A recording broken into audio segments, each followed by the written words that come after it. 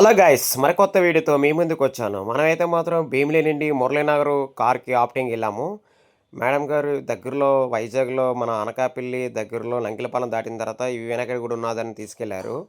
చాలా అదృష్టంగా భావిస్తున్నాను. ఈరోజైతే మాత్రం వినాయక ఆలయంకి రావడం చాలా అదృష్టంగా భావిస్తున్నాను.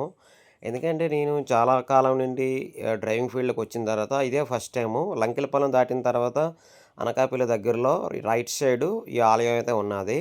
కానీ మార్నింగ్ టైమింగ్స్ అయితే మాత్రం 7 గంటల నుండే ఆల్రెడీ ఇక్కడ ఓపెన్ చేస్తారంట. మధ్యాహ్నం 12:30 వరకు ఉంటుందంట. మళ్ళీ సాయంత్రం 4:30 నుండి 7:30 వరకు ఉంటుందంట ఈ ఆలయం.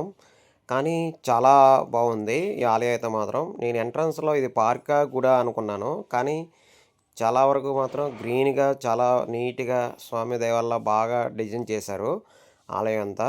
ఇక్కడైతే మాత్రం లెఫ్ట్ సైడ్ వెంటనే గోశాల ఉంటది. ప్రతి ఒక్కళ్ళు కూడా గోశాలకు దండం పెట్టుకొని, దర్శనం చేసుకొని వెళ్తే చాలా బాగుంటుందని గురువులు చెప్పారు. అలాగే ముందుకు వెళ్తూ ఏంటి ఇది ఎంత దూరం ఉందా అని చూశాను. చాలా వరకు మినిమమ్ హాఫ్ కిలోమీటర్ వరకు స్ట్రెయిట్‌గా, గ్రీన్‌గా చాలా బాగుంది.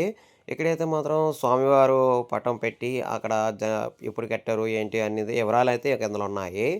చిక్కడి నుండి అయితే మాత్రం ఈ గేట్ దాటగానే వినాయకుడు ఆలయాలు రైటు, లెఫ్టు అక్కడ వరకు గుడి వరకు వెళ్ళిన వరకు కూడా వినాయకుడి విగ్రహాలు అనేక రూపంలో, అనేక డిజైన్‌తో ఇటు లెఫ్టు, రైటు ఉంటాయి.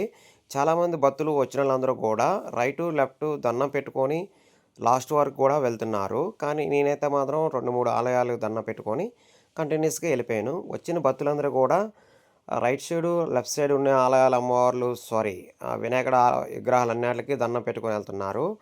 ఇక్కడ ప్రత్యేకంగా చెప్పవలసింది ఏంటంటే, ఇక్కడ వినాయక స్వామి అదే సోంబోయేది అంటారు కదా! అటుకు వెలిసారని ఇక్కడ వెలిసారంట.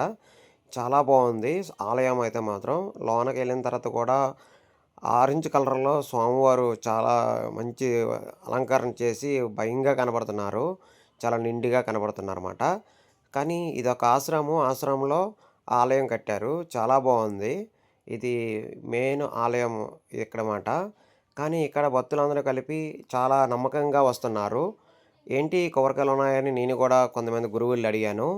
అడిగితే అన్నారు, ఇక్కడ చాలామందికి పిల్లలు పుట్టినోళ్ళకి, అలాగే జాబులు కావాలన్నా, అలాగే మనశ్శాంతిగా ఉండాలన్నా, లేకపోతే అప్పుల బాధలు తగ్గాలన్నా, ఇక్కడ స్వామివారికి దండం పెట్టుకొని, ఇక్కడ కొబ్బరికాయలు ఉన్నాయి కదా! కొబ్బరికాయ రూ. 100 ఇచ్చి టికెట్ తీసుకుంటే మనకి కొబ్బరికాయ ఇస్తారంట. మన మనసులో ఉన్న కోరికలు మొక్కి, మన పేరు అన్నీ రాసి, ఇక్కడ కొబ్బరికాయ కట్టి 18 రోజుల తర్వాత వచ్చితే, ఆ కొబ్బరికాయ తీసి స్వామివారికి అభిషేకం చేస్తారంట. ఆ కొబ్బరికాయతో చాలా అదృష్టంగా భావిస్తున్నాను. ఎందుకంటే ఈరోజు ఇంత అవకాశాన్ని ఇచ్చిన వినాయక స్వామి దయ వల్ల, అలాగే మేడం గారి దయ వల్ల ఈరోజైతే మాత్రం స్వామి దర్శనం అయింది. కానీ చాలామంది భక్తులకు మాత్రం చాలా నమ్మకము. కానీ ఇక్కడైతే మాత్రం ఆదివారం పూట్ల ఫుల్ డే ఉంటది. ఆదివారం పూటైతే మాత్రం చాలా బిజీగా ఉంటదంట. ఈ అన్నదానం కూడా ఆదివారం ఉంటదంట. ఇది మెయిన్ ఆలయం. ఇందులోకెళ్తే వినాయకుడు, అలాగే శివుడు అనేక ఆలయాలన్నీ ఉంటాయి. చాలా వరకు ఇదే మెయిన్ ఆలయం మాట. కానీ ఇక్కడైతే మాత్రం వచ్చినోళ్ళందరూ కూడా కొబ్బరికాయ కొట్టండి. 18 రోజుల తర్వాత మళ్ళీ వెళ్ళి అదే పూజ చేపించుకోండి.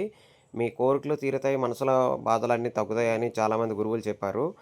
ఇక్కడ ఇంకోటి కూడా ఉంది. ఈ 18 రోజులు కూడా మందు, సిగరెట్టు అలాగా నీసులు అదే ఏటంటారు నాన్ వెజ్ అవన్నీ తినకూడదంట.